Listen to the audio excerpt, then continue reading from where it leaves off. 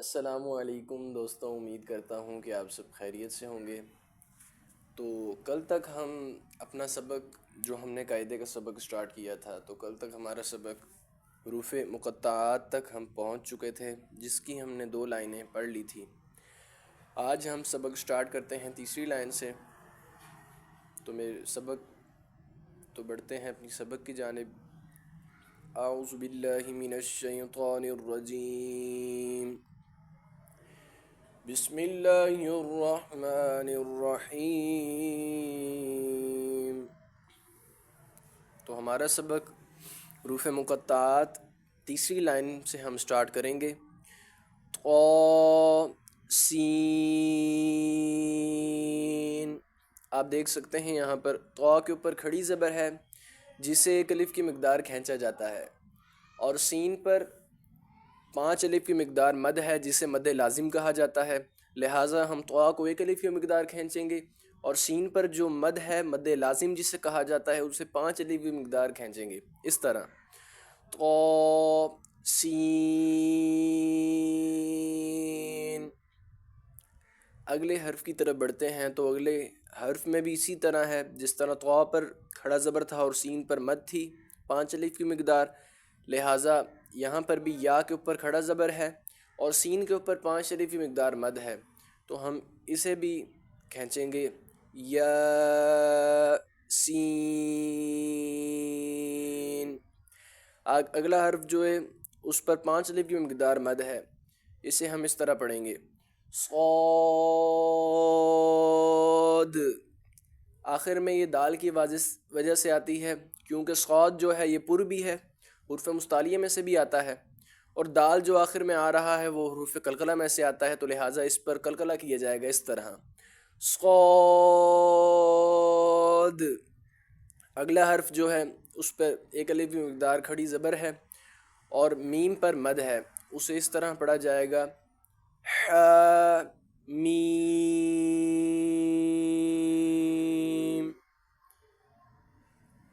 اور اس سے اگلا حرف وہ بھی اسی طرح پڑھا جائے گا، حامیم۔ آپ دیکھ سکتے ہیں دوستوں یہاں پر عین کے اوپر بھی 5 الف کی مقدار مد ہے، سین پر بھی مد ہے، اور قاف پر بھی۔ یہ تینوں حرفوں کو 5 الف کی مقدار کھینچا جائے گا اس طرح، عین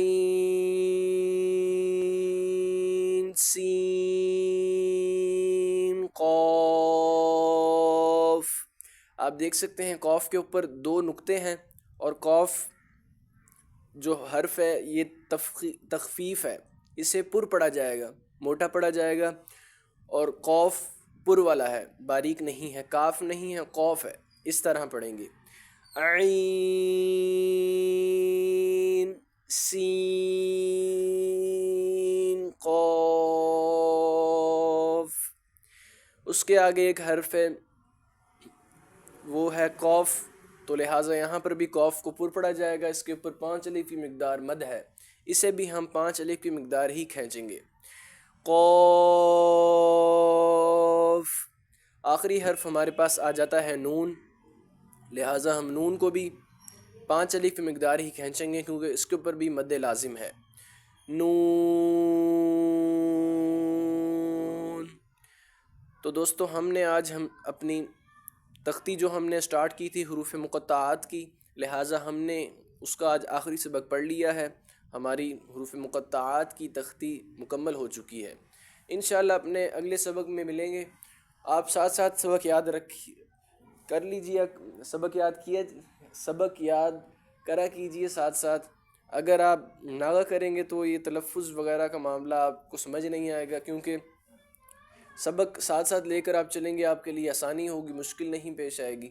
اگر آپ 1 دن کی بریک لے لیں گے یا چھٹی کر لیں گے تو پھر آپ کے لیے مشکل ہو جائے گا، آپ ساتھ ساتھ اپنا سبق یاد نہیں کر پائیں گے۔ تو انشاءاللہ اپنے اگلے سبق میں ملیں گے، بہت ساری دعاؤں کے ساتھ آپ کو رخصت کرتے ہیں۔ ہماری ویڈیو کو لائک کر دیجئے گا، شیئر کیجئے گا، اور پیارا سا کمنٹ بھی کیجئے گا۔